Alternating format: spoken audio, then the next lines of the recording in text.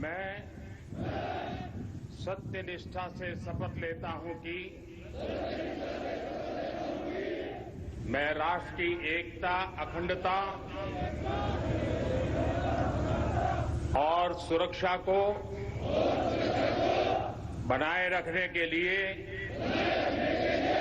स्वयं को समर्पित करूंगा और अपने देशवासियों के बीच यह संदेश फैलाने का भी भरसक प्रयत्न करूंगा। मैं यह शपथ अपने देश की एकता की भावना से ले रहा हूं, जिसे सरदार वल्लभ भाई पटेल की दूरदर्शिता एवं कार्यों द्वारा संभव बनाया जा सके। मैं अपने देश की आंतरिक सुरक्षा सुनिश्चित करने के लिए अपना योगदान करने का भी सत्यनिष्ठा से संकल्प करता हूं।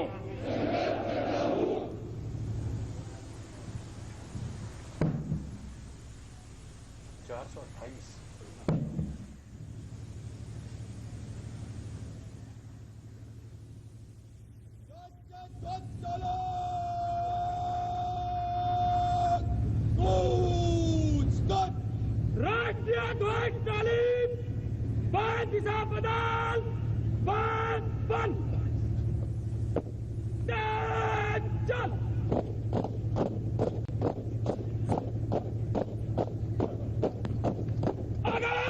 राष्ट्रध्वज के गान पर हम सभी अपने स्थान पर खड़े होंगे।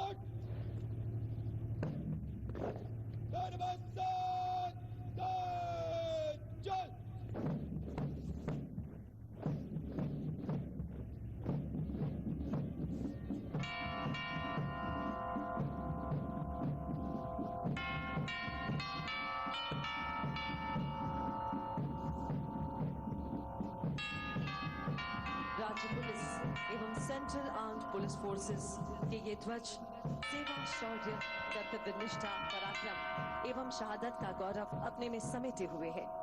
इस वर्ष राज्य पुलिस बल के प्रतिनिधि परेड में शामिल नहीं है, किंतु सरदार पटेल के मंत्र को आत्मसात करते हुए राज्य पुलिस बलों की पूर्ति राज्य पुलिस ध्वज वाहक के रूप में सेंट्रल आर्म्ड पुलिस फोर्सेस के जवान कर रहे हैं, जो उस राज्य के निवासी हैं, जो भारतीय संस्कृति की विविधता में एकता के सार तत्व को मूर्त रूप चरितार्थ कर रही है।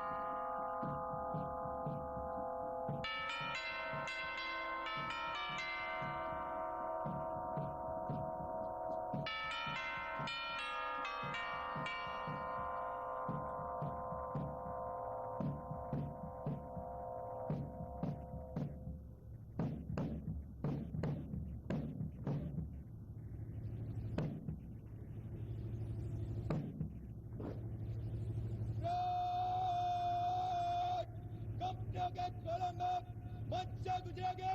5 स्टॉप 20 कदम। नंबर 1 कंपनी आगे स्ट्रेट दाहिने चलेंगे दाहिने पुट।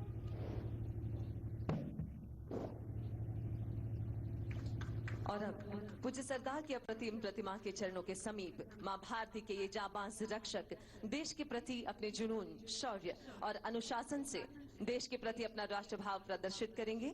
इस परेड के जरिए अखंड भारत का संदेश देती ये परेड अब मंच की ओर अग्रसर होगी।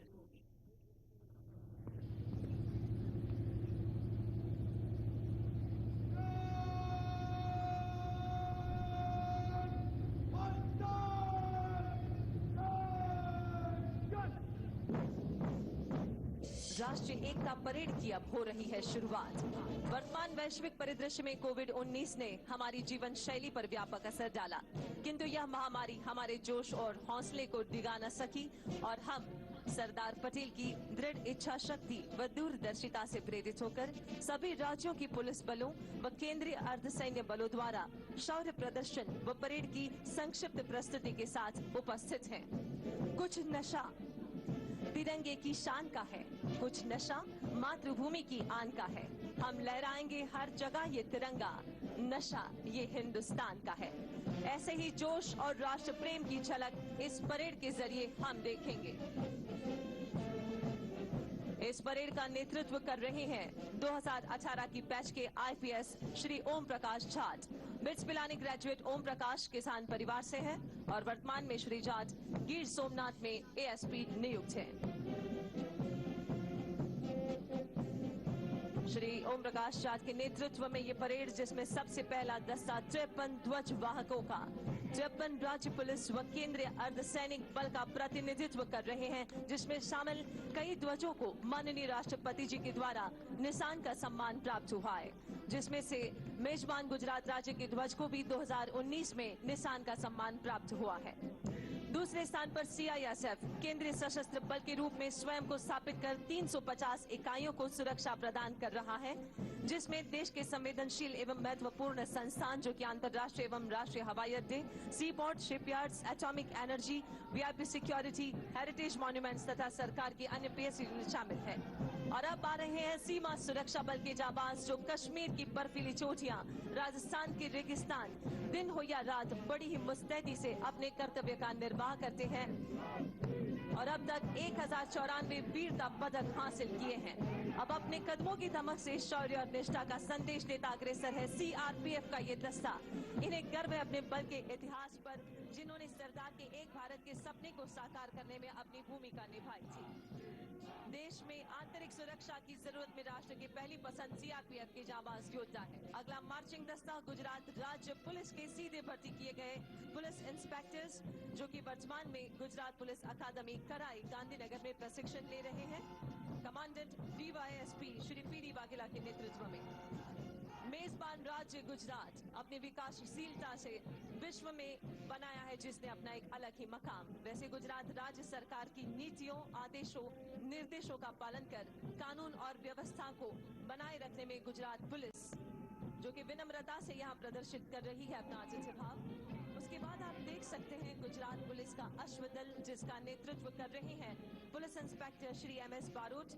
इस दल में 17 घोड़े शामिल हैं और यह अश्वदल वीवीआईपी सुरक्षा, पायलटिंग, दंगा फसाद, पहाड़ी और ग्रामीण इलाकों में तैनात होते हैं। इस अश्वदल ने राष्ट्रीय और अंतर्राष्ट्रीय घोड़ेसवारी प्रतियोगिता में कई मेडल्स प्राप्त किए हैं। और अब आज की भव्य परेड की शोभा बढ़ाते हुए शाही अंदाज में हर वर्ष राजपथ पर गणतंत्र दिवस परेड में विशेष आकर्षण का केंद्र रहने वाला सीमा सुरक्षा बल का अनूठा ऊंट दस्ता अपने पूरे साजो श्रृंगार सहित आपके सामने से गुजर रहा है, जिस पर सवार है राजसी शान लिए सीमा सुरक्षा बल के रणबांकुरे, जिनके समतुल्य समूचे विश्व में अन्य कोई नहीं।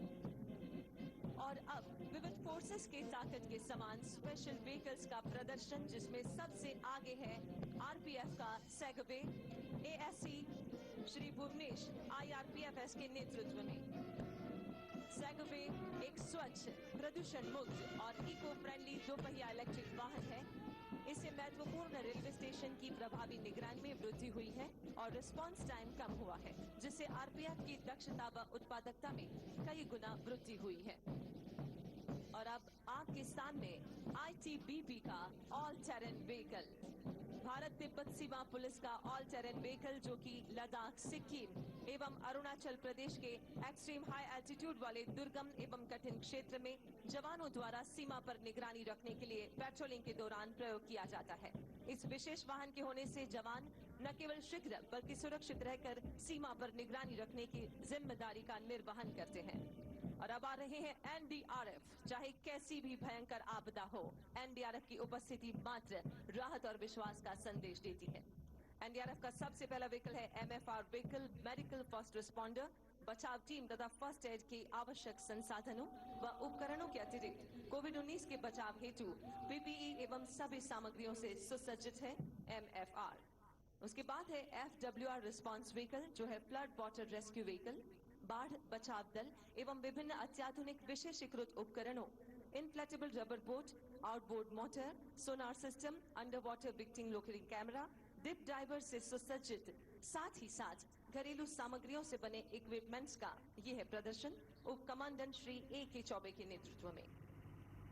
अगला वाहन बीएसएफ का mine protected vehicle MPV, deputy commandant Hitesh Chandra की कमान में। उग्रवाद एवं नक्सलवाद प्रभावित इलाकों में एमपीवी कारगर है। 11 टन वजनी यह वाहन अपने वी आकार की विशेष बनावट की वजह से एंटी पर्सनल तथा एंटी टैंक माइंस के साथ 42 किलोग्राम की आईईडी से भी समग्र सुरक्षा प्रदान करता है। और अब अगला वाहन एनएसजी का शेरपा, ब्लैक कैट कमांडो की हाउस इंटरवेंशन टीम के दस्ते के साथ मेजर सोलास वेन के नेतृत्व में। शेरपा एक हल्का 4x4 बख्तरबंद वाहन है जो हर सतह जैसे रेत, पत्थर, कीचड़ आदि इलाकों में 6 कमांडोज को उनके पेलोड के साथ ले जाने की क्षमता रखता है।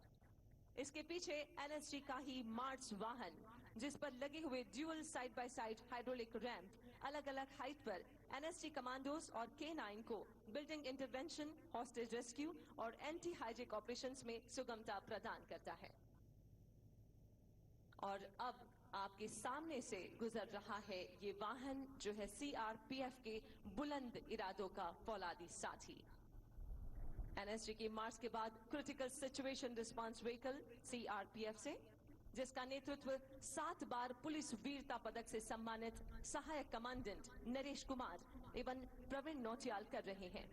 अत्याधुनिक उपकरणों से लैस यह बख्तरबंद critical situation response vehicle CSRV Kashmir में किसी भी चुनौती से निपटने में सक्षम है। इसमें लगा thermal imaging camera, drone system, उपद्रवी भीड़ पर काबू पाने के लिए multi barrel launcher, LRAD, PTZ camera तक हर जरूरत का उपकरण इस वाहन में उपलब्ध है। और ये है गुजरात पुलिस का BDDS व्हीकल।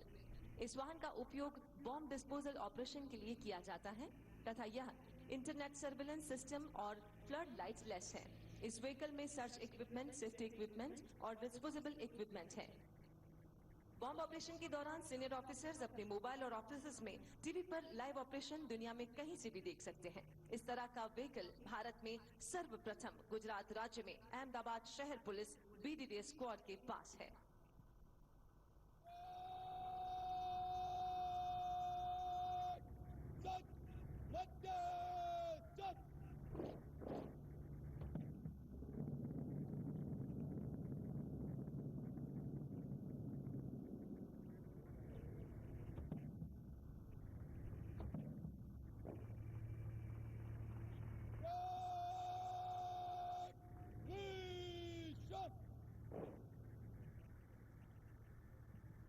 तुम विविध रूप धरने वाली, विश्व सुख सुधा करने वाली, तुम पुरवाई तुम ज्वाला हो, वसुधा का रूप निराला हो। नारी शक्ति के इन विभिन्न रूपों में से पराक्रम को प्रदर्शित करने के लिए सीआरपीएफ की वुमेन वॉरियर्स प्रस्तुत कर रही हैं राइफल ड्रिल। हम सब के लिए यह गर्व की बात है कि सीआरपीएफ की 6 महिला बटालियन की वुमेन वॉरियर्स पूरे देश में पुरुषों के साथ कंधे से कंधा मिलाकर देश की सेवा कर रही है। आपको यह जानकर अत्यंत हर्ष होगा कि वीरता के लिए अनेक पुरस्कार प्राप्त करने के अलावा सीआरपीएफ की इन वुमेन वॉरियर्स के पास यूनाइटेड नेशंस पीसकीपिंग मिशन में जाने वाले विश्व के प्रथम ऑल वुमेन कंटीजेंट होने का भी गौरव प्राप्त है। अपने शौर्य, अनुशासन, संतुलन और तालमेल को एक सूत्र में पिरोकर आपके सामने सीआरपीएफ वुमेन वॉरियर्स का राइफल ड्रिल प्रदर्शन।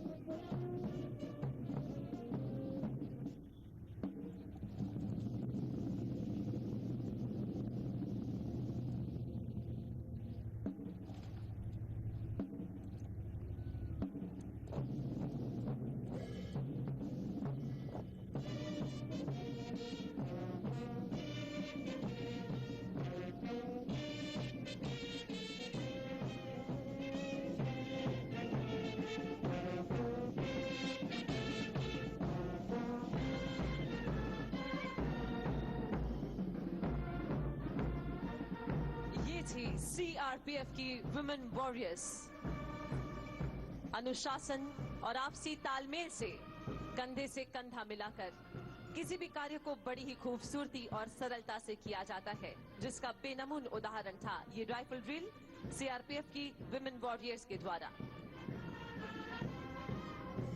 भारत की ये भूमि जहां नारी को एक शक्ति के रूप में पूजा जाता है, शक्ति स्वरूपा नारियों के सशक्तिकरण के हमेशा से ही हिमायती रहे हैं माननीय प्रधानमंत्री श्री नरेंद्र मोदी जी, जिन्हीं की दीर्घ दृष्टि और विजन की वजह से विश्व की 8वीं अजायबी बनने वाली ये अप्रतिम प्रतिमा स्टैच्यू ऑफ यूनिटी का निर्माण हुआ। सैद्धांतिक महत्व के साथ साथ प्रवासन के क्षेत्र के लिए भी ये स्थल माइलस्टोन बना है, जिससे यहाँ आसपास रहने वाले प्रजाजनों के जीवन में भी सुधार आया। और आज इस खास अवसर पे यहाँ आसपास बसने वाले आदिवासी लोग अपनी खुशी व्यक्त करना चाहते हैं इनके लोक नृत्यों के द्वारा। प्रकृति की गोद में बसने वाले ये साहसिक आदिवासी, जिनके नृत्य में भी साहस होता है, हाथ पकड़कर गति से घूमना और पिरामिड बनाना, ये इनकी नृत्य शैली है। पर कोविड-19 के संक्रमण को ध्यान में रखकर सोशल डिस्टेंसिंग और मास्क लगाकर ये नृत्य प्रस्तुत करेंगे। खेल युवा और सांस्कृतिक प्रवृत्ति विभाग गुजरात राज्य के द्वारा प्रस्तुति सांस्कृतिक कार्यक्रम की।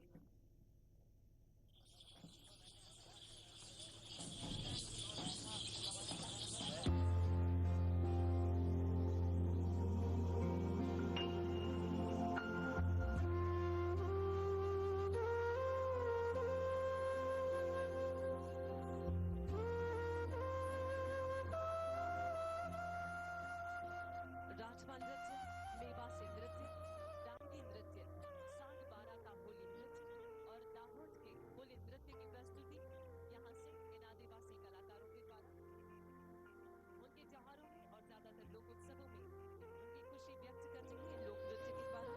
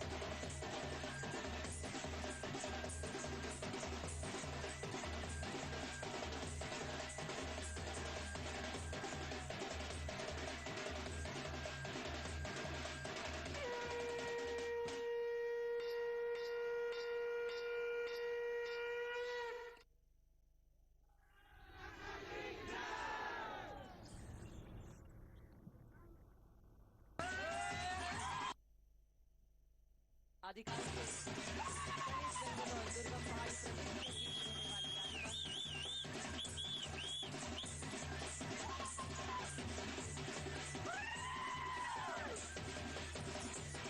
वाली आज इस राष्ट्रीय एकता दिवस पर आसपास रहने वाले आदिवासी लोगों ने अपने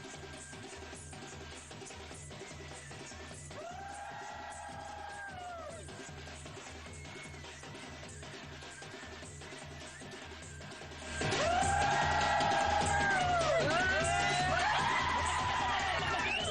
प्रकट की।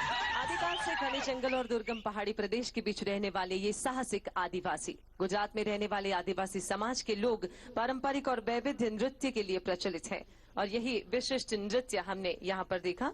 मास्क पहनकर और एक दूसरे को स्पर्श किए बिना ये आदिवासी नृत्यों की प्रस्तुति अत्यंत सराहनीय थी। आज राष्ट्रीय एकता दिवस। सरदार वल्लभ भाई पटेल एक ऐसा अकिंचन व्यक्तित्व, पूरी दुनिया के यही एकमात्र ऐसे उप प्रधानमंत्री थे जिनकी मृत्यु पर उनकी जमा राशि थी सिर्फ 263 रुपए, जिसने अपना सारा जीवन राष्ट्र के लिए न्यौछावर कर दिया। वे लौह पुरुष भी इसलिए कहलाए क्योंकि उनकी कर्तव्य निष्ठा, उनका शिस्त, उनका अनुशासन भी लोहे की तरह सख्त था। इस प्रतिमा के आधार स्तंभ में भले ही लोहा हो, पर हमारे सरदार की प्रतिभा के आधार स्तंभ थे सादगी, त्याग, निस्वार्थ वृत्ति और चारित्र्य। ऐसे कर्मयोगी राजपुरुष को हम देख तो नहीं पाए, लेकिन आज इन्हीं की प्रतिमा के सन्मुख है, तब आइए उन्हीं की वाणी सुनकर उनकी साक्षात उपस्थिति को महसूस करते हैं।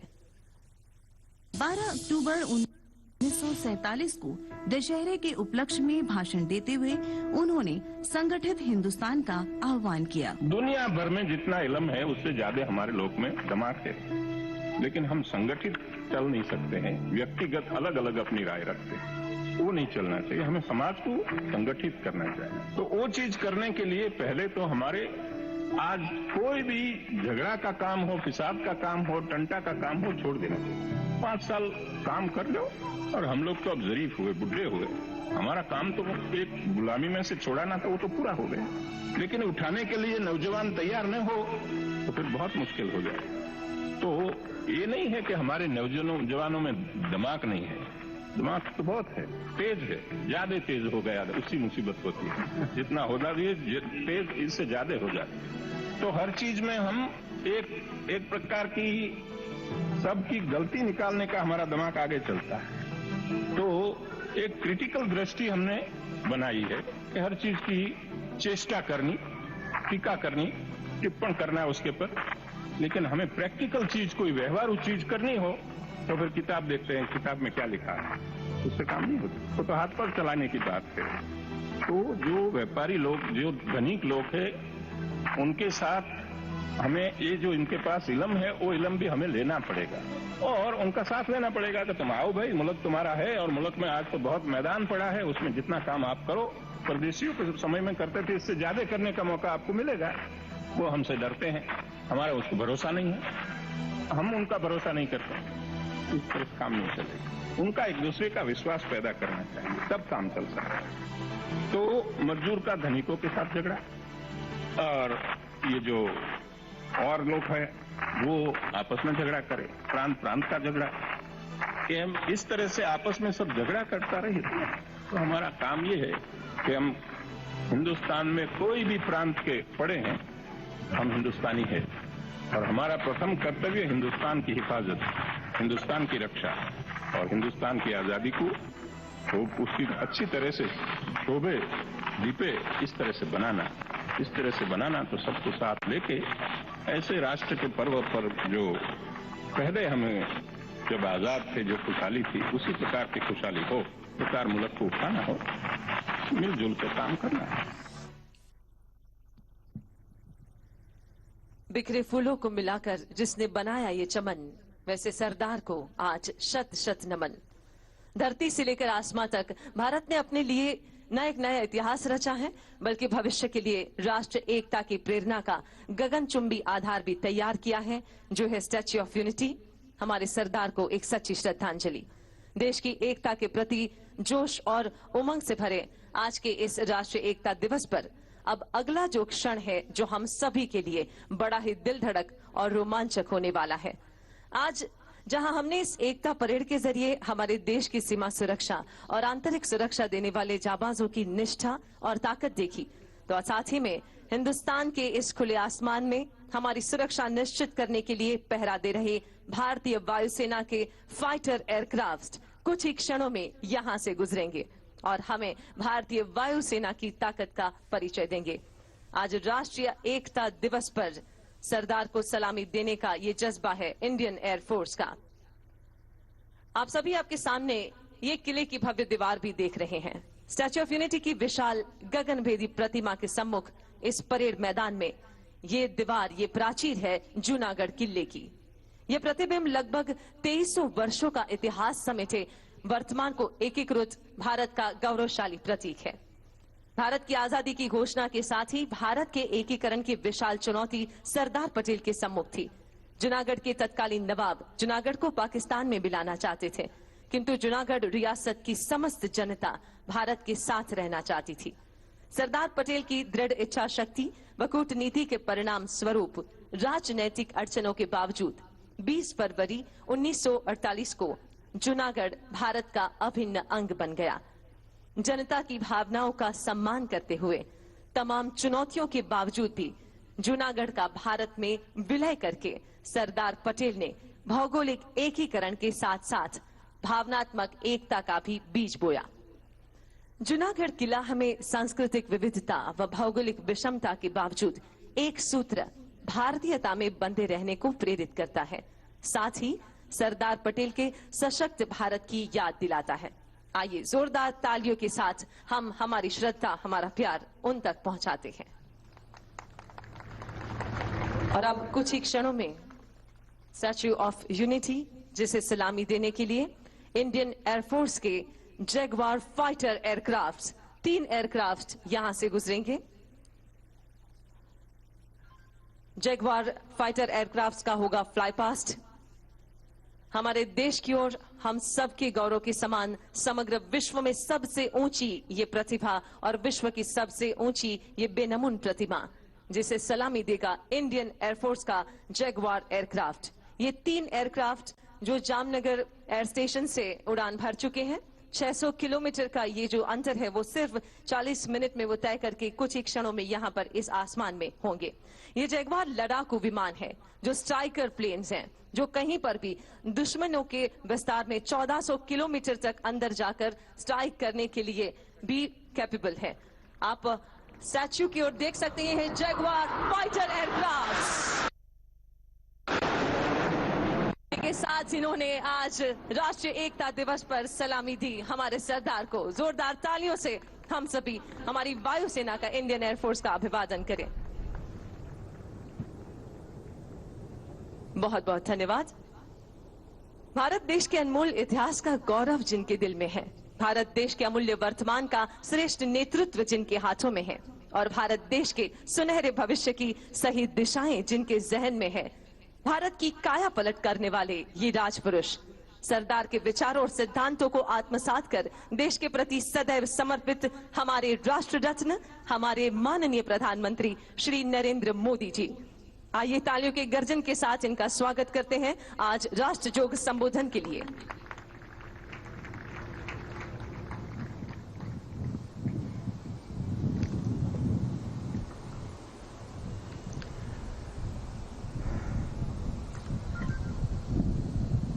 हम सब ने अभी लौह पुरुष सरदार वल्लभ भाई पटेल की दूरदृष्टि से भरी हुई वाणी प्रसाद के रूप में प्राप्त की। मेरी बात बताने से पहले मैं आप सबसे भारत माता की जय का जयघोष कराऊंगा और आप सबसे मेरा आग्रह है, यूनिफॉर्म वाले सभी जवानों से भी आग्रह है और दूर दूर पहाड़ियों पर बैठे मेरे आदिवासी भाइयों बहनों को भी मेरा आग्रह है कि एक हाथ ऊपर करके पूरी ताकत से सरदार साहब का स्मरण करते हुए हम भारत माता की जय का घोष करेंगे। मैं 3 बार करवाऊंगा। पुलिस बेड़े के वीर बेटे बेटियों के नाम भारत माता की। कोरोना के समय में सेवारत कोरोना वॉरियर्स के नाम भारत माता की। आत्मनिर्भरता के संकल्प को सिद्ध करने में जुटे कोटि कोटि लोगों के नाम भारत माता की।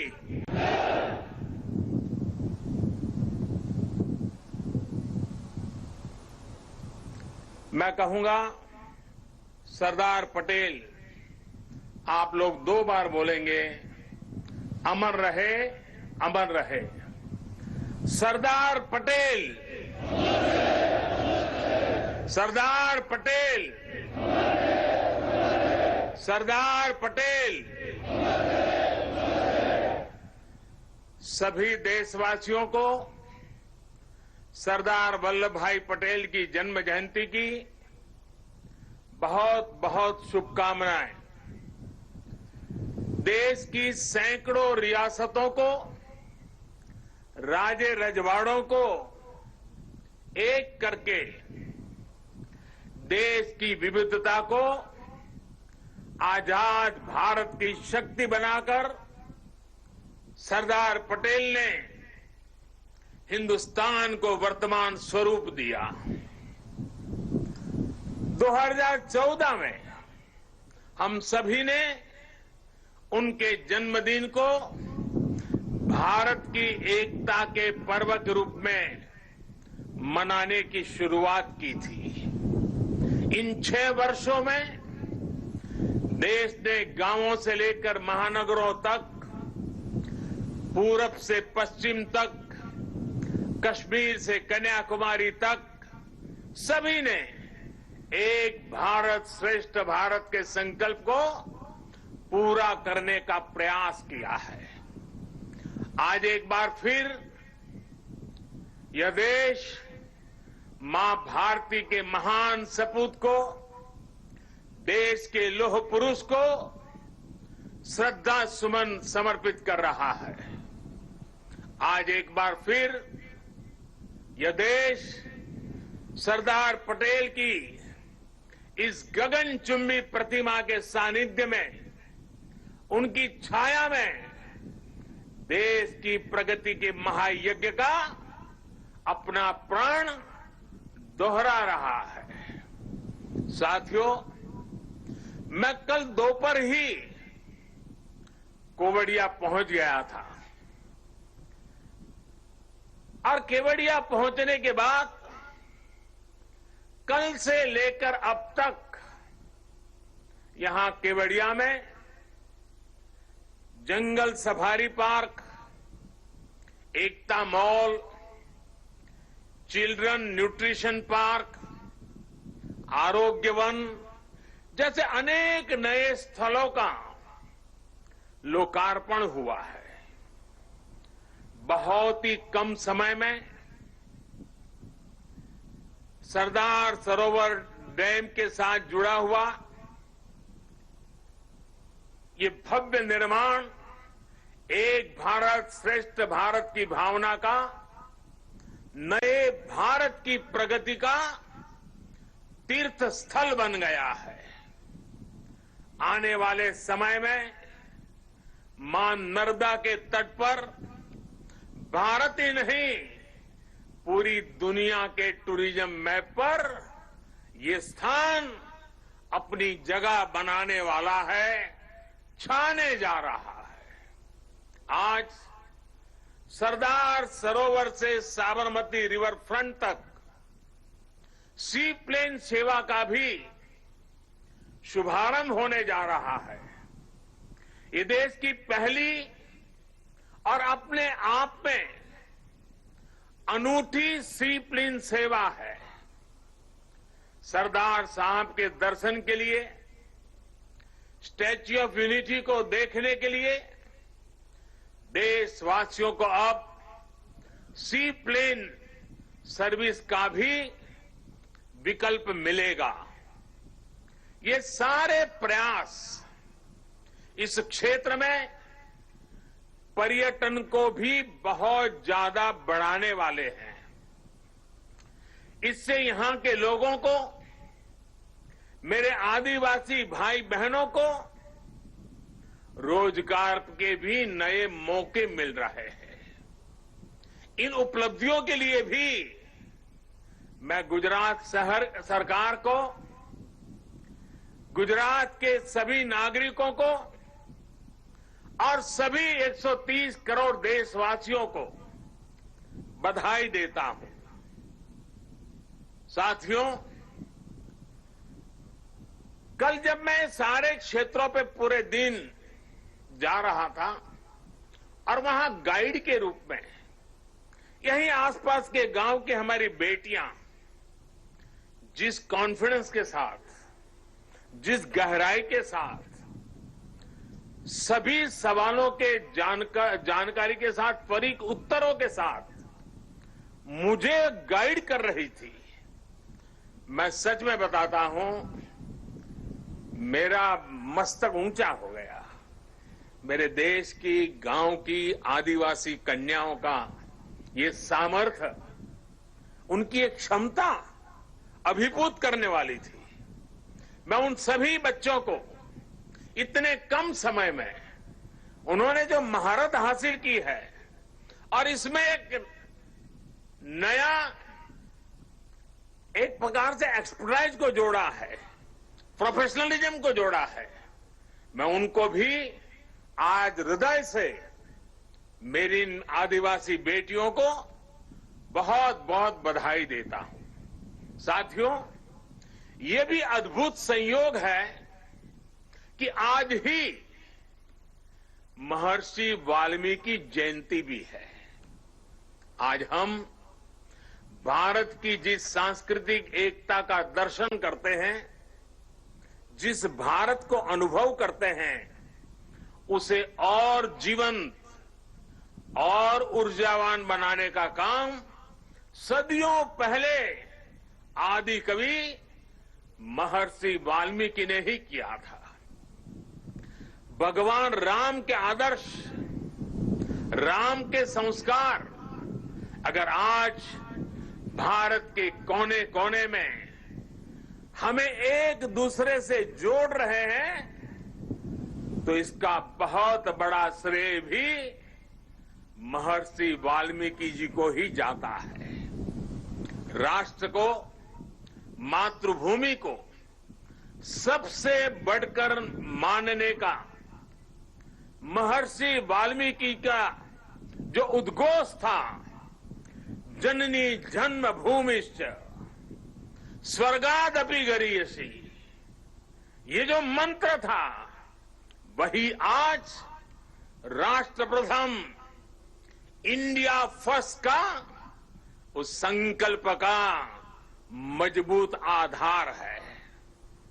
मैं सभी देशवासियों को महर्षि वाल्मीकि जयंती के भी हृदय से हार्दिक शुभकामनाएं देता हूं। साथियों, तमिल भाषा के महाकवि और स्वतंत्र सेनानी सुब्रमण्यम भारती ने लिखा था, मन्नुम इमयमले अंगल मलइये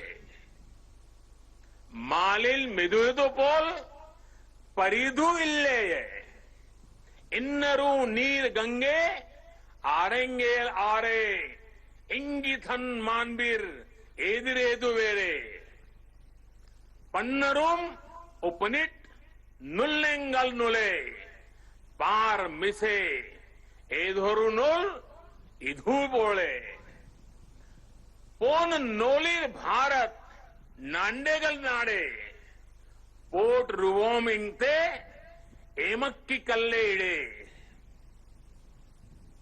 सुब्रमण्यम भारती जी की जो कविता है, उसका भावार्थ हिंदी में जो मिलता है, दूर सुदूर क्षेत्रों के बारे में जो वर्णन है, वो भी इतना ही प्रेरक है। सुब्रमण्यम भारती जी ने जिस भाव को प्रकट किया है, दुनिया की सबसे पुरातन भाषा तमिल भाषा में किया है, और क्या अद्भुत मां भारती का वर्णन किया है। सुब्रमण्यम भारती जी के उस कविता के भाव है, चमक रहा उत्तुंग हिमालय, चमक रहा उत्तुंग हिमालय, यह नगराज हमारा ही है। जोड़ नहीं धरती पर जिसका, जोड़ नहीं धरती पर जिसका, वह नगराज हमारा ही है। नदी हमारी ही है गंगा, प्लावित करती मधुरस धारा, बहती है क्या कहीं और भी ऐसी पावन कलकल धारा। सम्मानित जो सफल विश्व में, सम्मानित जो सफल विश्व में, महिमा जिनकी बहुत रही है। अमर ग्रंथ वे सभी हमारे, अमर ग्रंथ वे सभी हमारे, उपनिषदों का देश यही है। गाएंगे यश हम सब इसका, गाएंगे यश हम सब इसका, यह है स्वर्णिम देश हमारा। आगे कौन जगत में हमसे, गुलामी के कालखंड में भी सुब्रमण्यम भारती जी का विश्वास देखिए, वो भाव प्रकट करते हैं, आगे कौन जगत में हमसे, आगे कौन जगत में हमसे, यह है भारत देश हमारा, यह है भारत देश हमारा। भारत के लिए इस अद्भुत भावना को आज हम यहां मां नर्मदा के किनारे सरदार साहब की भव्य प्रतिमा की छांव में और करीब से महसूस कर सकते हैं। भारत की यही ताकत हमें हर आपदा से, हर विपत्ति से लड़ना सिखाती है और जीतना भी सिखाती है। आप देखिए, पिछले साल से ही जब हम आज के दिन एकता दौड़ में शामिल हुए थे, तब किसी ने कल्पना नहीं की थी कि दुनिया, पूरी मानव जात को कोरोना जैसी वैश्विक महामारी का सामना करना पड़ेगा। ये आपदा अचानक आई, इसने पूरे विश्व में मानव जीवन को प्रभावित किया है, हमारी गति को प्रभावित किया है। लेकिन इस महामारी के सामने देश ने, 130 करोड़ देशवासियों ने जिस तरह अपने सामूहिक सामर्थ्य को, अपनी सामूहिक इच्छा शक्ति को साबित किया है, वह अभूतपूर्व है। इतिहास में उसकी कोई मिसाल नहीं है। कोरोना वॉरियर्स के सम्मान में 130 करोड़ देशवासियों ने एक होकर कश्मीर से कन्याकुमारी, लेह से लक्षद्वीप, अटक से कटक, कच्छ से कोहिमा, त्रिपुरा से सोमनाथ, 130 करोड़ देशवासियों ने एक होकर जो जज्बा दिखाया, एकता का जो संदेश दिया, उसने 8 महीने से हमें इस संकट के सामने जूझने की, लड़ने की और विजय पथ पर आगे बढ़ने की ताकत दी है। देश ने उनके सम्मान के लिए दिए जलाए, सम्मान व्यक्त किया। हमारे कोरोना वॉरियर्स, हमारे अनेक पुलिस के होनहार साथियों ने दूसरों का जीवन बचाने के लिए अपने जीवन का बलिदान दे दिया। आजादी के बाद मानव सेवा के, सुरक्षा के लिए जीवन देना इस देश के पुलिस बेड़े की विशेषता रही है। करीब 35,000 मेरे पुलिस बेड़े के जवानों ने आजादी के बाद बलिदान दी है, लेकिन इस कोरोना कालखंड में सेवा के लिए, दूसरे की जिंदगी बचाने के लिए मेरे पुलिस के बेड़े के जवानों ने, कईयों ने सेवा करते करते खुद को ही समर्पित कर दिया। इतिहास कभी इस स्वर्णिम पल को कभी भुला नहीं सकेगा और पुलिस बेड़े के जवानों को ही नहीं, 130 करोड़ देशवासियों को पुलिस बेड़े के वीरों के एक समर्पण भाव को हमेशा नतमस्तक होने के लिए प्रेरित करेगा। साथियों, ये देश की एकता की ही ताकत थी कि जिस महामारी ने दुनिया के बड़े बड़े देशों को मजबूर कर दिया, भारत ने उसका मजबूती से मुकाबला किया है।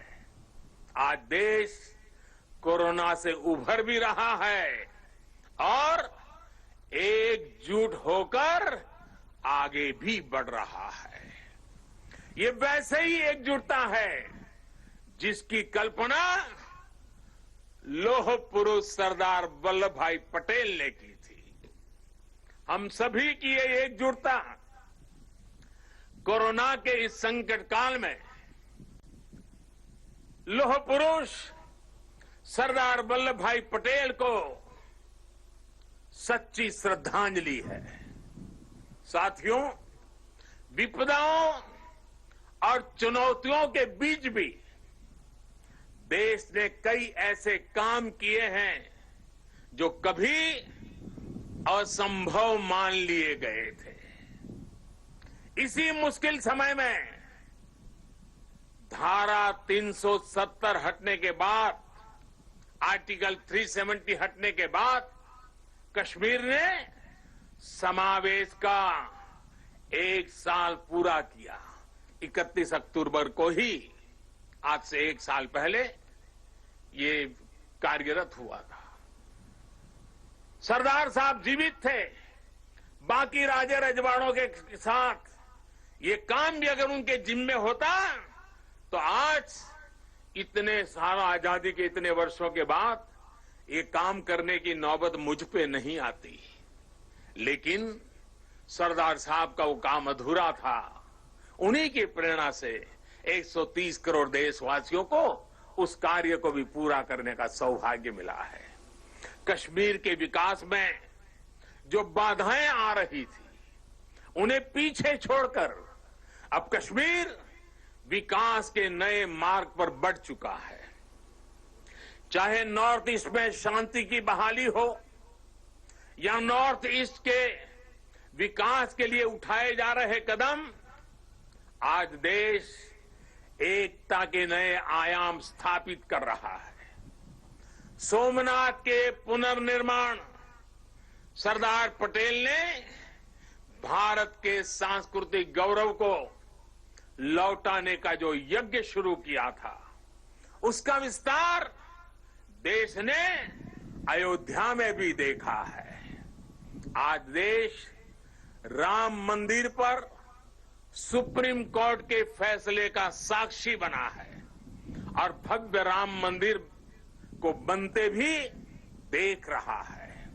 साथियों, आज हम 130 करोड़ देशवासी मिलकर एक ऐसे राष्ट्र का निर्माण कर रहे हैं जो सशक्त भी है और सक्षम भी हो, जिसमें समानता भी हो और संभावनाएं भी हो।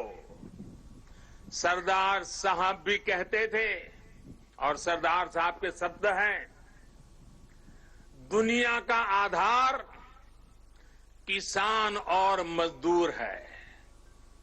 मैं सोचता हूं कि कैसे किसानों को गरीब और कमजोर ना रहने दूं, कैसे उन्हें मजबूत करूं और ऊंचा सिर करके चलने वाला बना दूं। सरदार साहब का ये सपना था, वो कहते थे।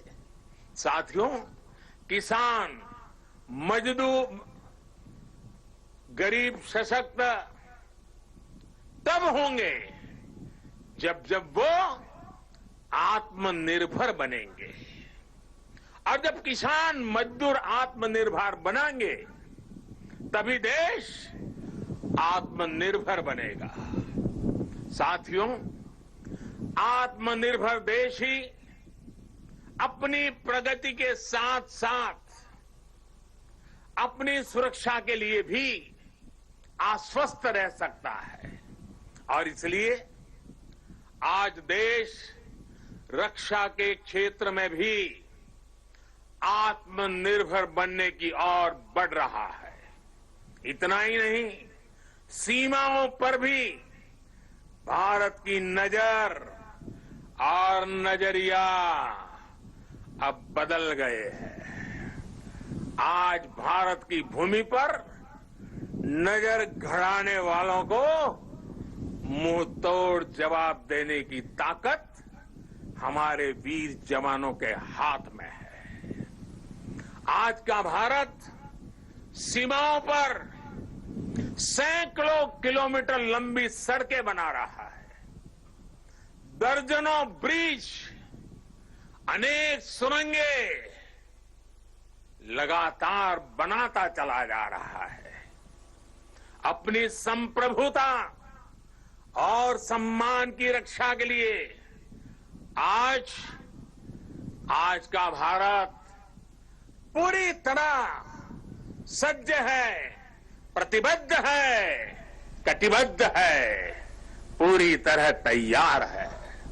लेकिन साथियों, प्रगति के इन प्रयासों के बीच कई ऐसी चुनौतियां भी हैं जिसका सामना आज भारत और पूरा विश्व कर रहा है।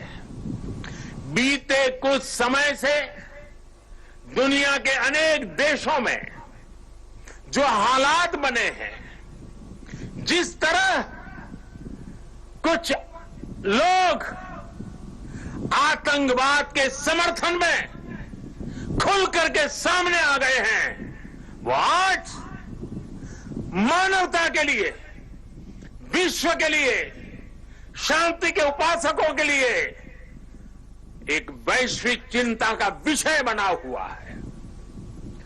आज के माहौल में दुनिया के सभी देशों को, सभी सरकारों को, सभी पंथों को आतंकवाद के खिलाफ एकजुट होने की सबसे ज्यादा जरूरत है। शांति, भाईचारा और परस्पर आदर का भाव ही मानवता की सच्ची पहचान है। शांति, एकता और सद्भाव वही उसका मार्ग है। आतंकवाद, हिंसा से कभी भी किसी का कल्याण नहीं हो सकता। भारत तो पिछले कई दशकों से आतंकवाद का भुक्तभोगी रहा है, पीड़ित रहा है। भारत ने अपने हजारों वीर जवानों को खोया है, अपने हजारों निर्दोष नागरिकों को खोया है, अनेक माताओं के लाल खोए हैं, अनेक बहनों के भाई खोए हैं। आतंक की पीड़ा को भारत भली भांति जानता है। भारत ने आतंकवाद को हमेशा अपनी एकता से, अपनी दृढ़ इच्छा शक्ति से जवाब दिया है। आज पूरे विश्व को भी एकजुट होकर हर उस ताकत को हराना है जो आतंक के साथ है, जो आतंकवाद को बढ़ावा दे रही है।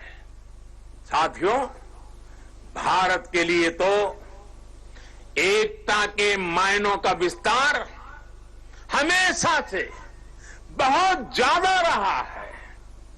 हम तो वो लोग हैं जिनको प्रेरणा मिली है, सर्वे भवन्तु सुखिनः। हम वो लोग हैं जिन्होंने आत्मसात किया है वसुधैव कुटुंबकम की। यही तो हमारी जीवन धारा है। भगवान बुद्ध से लेकर महात्मा गांधी तक भारत ने समूचे विश्व को शांति और एकता का संदेश दिया है। साथियों, राष्ट्रकवि रामधारी सिंह दिनकर जी ने लिखा है, भारत एक विचार, भारत एक विचार, स्वर्ग को भू पर लाने वाला। भारत एक विचार, स्वर्ग को भू पर लाने वाला। भारत एक भाव, भारत एक भाव जिसको पाकर मनुष्य जगता है। भारत एक भाव जिसको पाकर मनुष्य जगता है। हमारी ये राष्ट्र हमारे विचारों से, हमारी भावनाओं से, हमारी चेतनाओं से, हमारे प्रयासों से हम सबसे मिलकर ही बनता है। और इसकी बहुत बड़ी ताकत भारत की विविधता है। इतनी बोलियां, इतनी भाषाएं, अलग अलग तरह के परिधान, खान पान, रीति रिवाज, मान्यताएं, ये किसी और देश में मिलना मुश्किल है। हमारे वेद वाक्यों में भी कहा गया है, जन्म बिभ्रति बहुधा विवाचसम, नाना धर्माणम पृथ्वी यथोकसम, सहस्त्रम धारा द्रविणस्य में, दुहा ध्रुवे धनुरन प्रस्फुरंती। अर्थात हमारी ये मातृभूमि अलग अलग भाषाओं को बोलने वाले, अलग अलग आचार विचार व्यवहार वाले लोगों को एक घर के समान धारण करती है। इसलिए हमारी ये विविधता ही हमारा अस्तित्व है। इस विविधता में एकता को जीवंत रखना ही राष्ट्र के प्रति हमारा कर्तव्य है। हमें याद रखना है कि हम एक हैं तो हम अपराजेय हैं, हम एक हैं तो हम असाधारण हैं, हम एक हैं तो हम अद्वितीय हैं। लेकिन साथियों, हमें ये भी याद रखना है कि भारत की ये एकता, ये ताकत दूसरों को खटकती भी रहती है। हमारी इस विविधता को ही वो हमारी कमजोरी बनाना चाहते हैं। हमारी इस विविधता को आधार बनाकर वो एक दूसरे के बीच खाई बनाना चाहते हैं। ऐसी ताकतों को पहचानना जरूरी है। ऐसी ताकतों से हर भारतीय को बहुत ज्यादा सतर्क रहने की जरूरत है। साथियों, आज यहां जब मैं अर्धसैनिक बलों की परेड देख रहा था, आप सभी के अद्भुत कौशल को देख रहा था, तो मन में एक और तस्वीर भी थी। ये तस्वीर थी पुलवामा हमले की। उस हमले में हमारे पुलिस बेड़े के हमारे जो वीर साथी शहीद हुए, वो अर्धसैनिक बेड़े के ही थे। देश कभी भूल नहीं सकता कि जब अपने वीर बेटों के जाने से पूरा देश दुखी था, तब कुछ लोग उस दुख में शामिल नहीं थे। वो पुलवामा हमले में भी अपना राजनीतिक स्वार्थ खोज रहे थे, अपना राजनीतिक स्वार्थ देख रहे थे। देश भूल नहीं सकता कि तब कैसी कैसी बातें कही गई, कैसे कैसे बयान दिए गए। देश भूल नहीं सकता कि जब देश पर इतना बड़ा घाव लगा था, तब स्वार्थ और अहंकार से भरी भद्दी राजनीति कितने चरम पर थी। और उस समय उन वीरों की तरफ देखते हुए मैंने विवादों से दूर रह करके सारे आरोपों को झेलता रहा, भद्दी भद्दी बातों को सुनता रहा।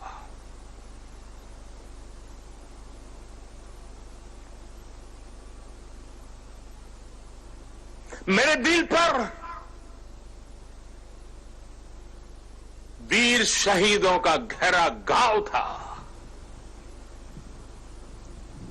लेकिन पिछले दिनों पड़ोसी देश से जो खबरें आई है, जिस प्रकार वहां की संसद में सत्य स्वीकारा गया है, उसने इन लोगों के असली चेहरों को देश के सामने ला दिया है। अपने निहित स्वार्थ के लिए, राजनीतिक स्वार्थ के लिए ये लोग किस हद तक जा सकते हैं। पुलवामा हमले के बाद की गई राजनीति इसका बहुत बड़ा उदाहरण है। मैं ऐसे राजनीतिक दलों से, ऐसे लोगों से आग्रह करूंगा, और आज के समय में जरा विशेष आग्रह करूंगा, और सरदार साहब के प्रति अगर आपकी श्रद्धा है तो इस महापुरुष की इस विराट प्रतिमा के सामने से आपको आग्रह करूंगा कि देश हित में, देश की सुरक्षा के हित में, हमारे सुरक्षा बलों के मनोबल के लिए कृपा करके ऐसी राजनीति न करें, ऐसी चीजों से बचें। अपने स्वार्थ के लिए जाने अनजाने आप देश विरोधी ताकतों की उनके हाथों में खेलकर, उनका मोहरा बनकर न आप देश का हित कर पाएंगे और न ही अपने दल का। साथियों, हमें ये हमेशा याद रखना है कि हम सभी के लिए अगर सर्वोच्च कोई बात है तो वो है सर्वोच्च हित, देश हित।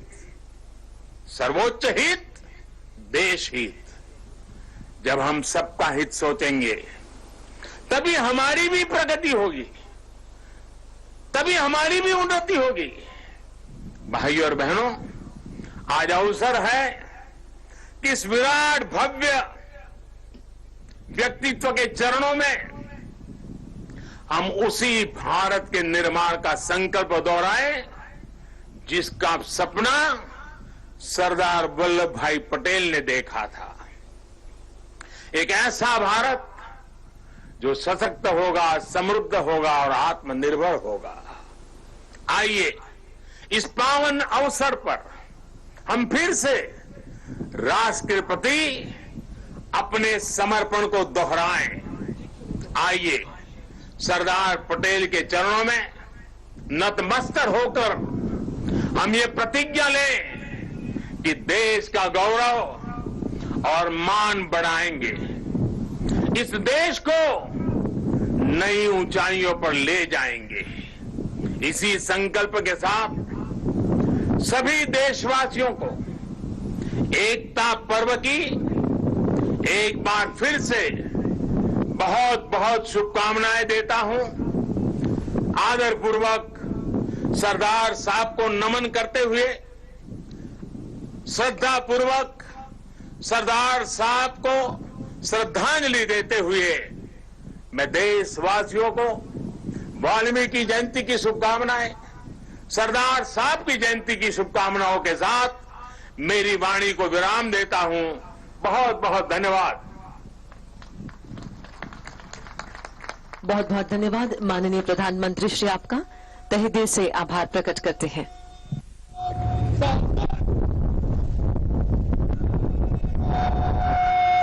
मुख्य अतिथि महोदय को हर्ष ध्वनि देंगे। मुख्य अतिथि महोदय की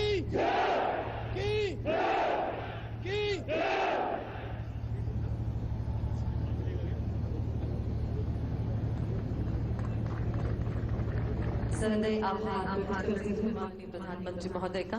आज इस राष्ट्रीय एकता दिवस पर आपकी उपस्थिति मात्र सबके दिलों में एकता और राष्ट्र के प्रति अपनी निष्ठा को जागरूक करने के लिए बहुत बहुत धन्यवाद।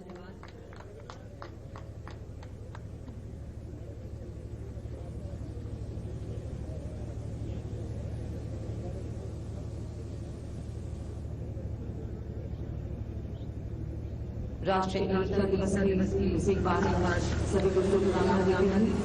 एकता दिवस परेड में माननीय प्रधानमंत्री शामिल हुए और उनका ओजपूर्ण संबोधन, उन्होंने सरदार पटेल के विचारों के साथ देश और दुनिया में वर्तमान में जो हालात हैं उन पर अपने विचार साझा किए। उन्होंने कहा कि अगर हम एक हैं तो हम अपराजेय हैं, असाधारण हैं, अद्वितीय हैं। सरदार पटेल के ये विचार आज भी उतने ही प्रासंगिक, उतने ही जरूरी और अब माननीय प्रधानमंत्री यहां परेड ग्राउंड से प्रस्थान करेंगे।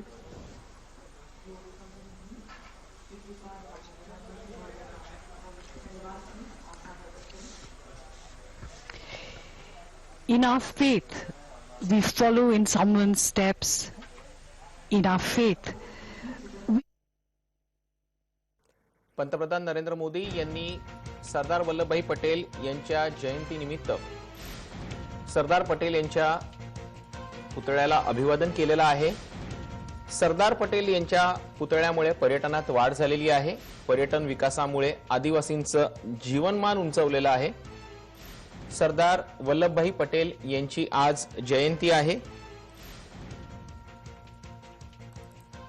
पंतप्रधान नरेंद्र मोदींकडून सरदार वल्लभभाई पटेल यांना अभिवादन करण्यात आलेलं आहे।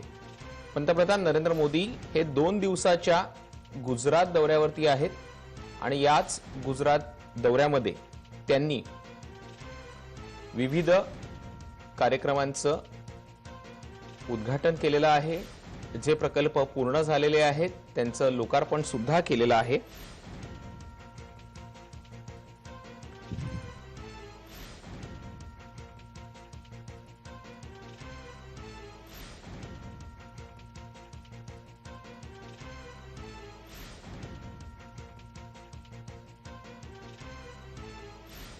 हे दे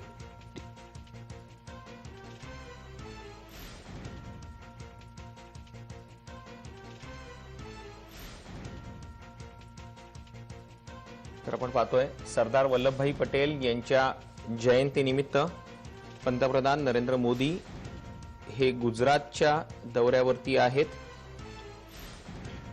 लोह पुरुषाची जयंती ही राष्ट्रीय एकता दिवस म्हणून साजरी केली जाते. पंतप्रधानांनी देशवासियांना तशा शुभेच्छा देताना एकात्मतेची आणि देशाचं रक्षण करण्याची शपथ सुद्धा दिलेली आहे.